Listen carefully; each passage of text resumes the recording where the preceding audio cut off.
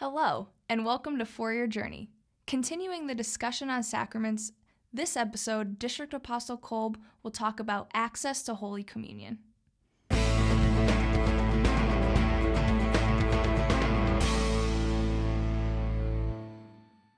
We talked before about all the sacraments. We've talked recently about adoption. And one of the things that adoption does, or even baptism does, is opens up the Catechism says it opens up full access to Holy Communion. Yes. And wanted to talk about that because when we hear how the gospel applies to all, and all are welcome, our signs say all are welcome, and then people come to our church, would we say, yes, you're welcome, and it's great, but you can't come to communion? It's sometimes even a taboo thing because you're caught in that moment with a guest or someone, and you don't know what to do. Do they go up? Do they feel comfortable? Is it about a comfort thing? What's the, not really protocol, but what's the understanding of that, and baptism as a prerequisite for communion, or adoption as a prerequisite for Holy Communion? We accept guests that come to our church, and we allow them to take the Lord's Supper with us. We believe if a guest comes to church and they want to receive the Holy Communion, then to some degree they must believe in what the message was, and they believe in the absolution, the consecration of the elements. They believe that the Lord is active here in some sense. Yeah. So that's what prompted them maybe to take the communion. We allow it because, we allow it because we want to be friends. We want them to feel at home in our congregation. Yeah. But it's not really appropriate. One really should become adopted to receive the Holy Communion.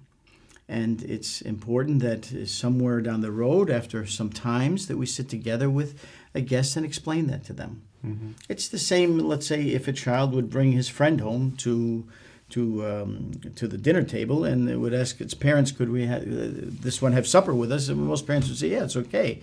But after 3 weeks, if he did it, then the parents would say, this is a little bit awkward. Are you moving in with us or what?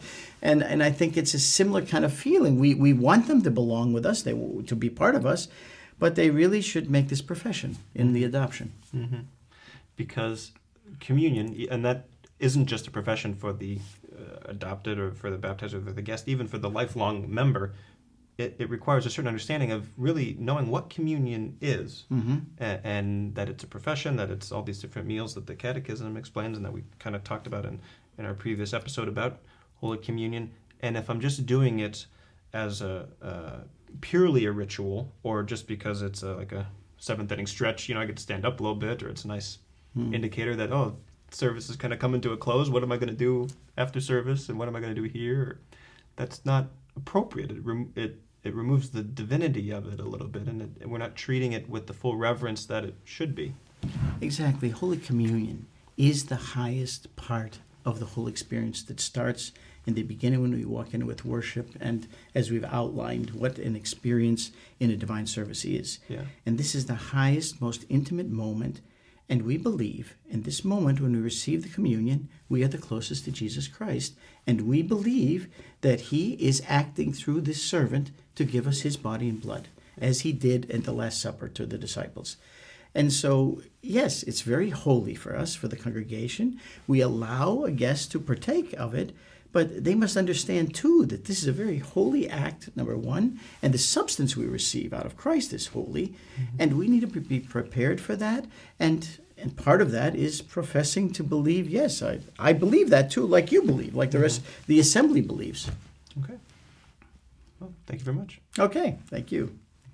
Thank you for joining us on this episode of For Your Journey. If you have any suggested questions or topics, you can find us on Facebook and Twitter. This has been For Your Journey.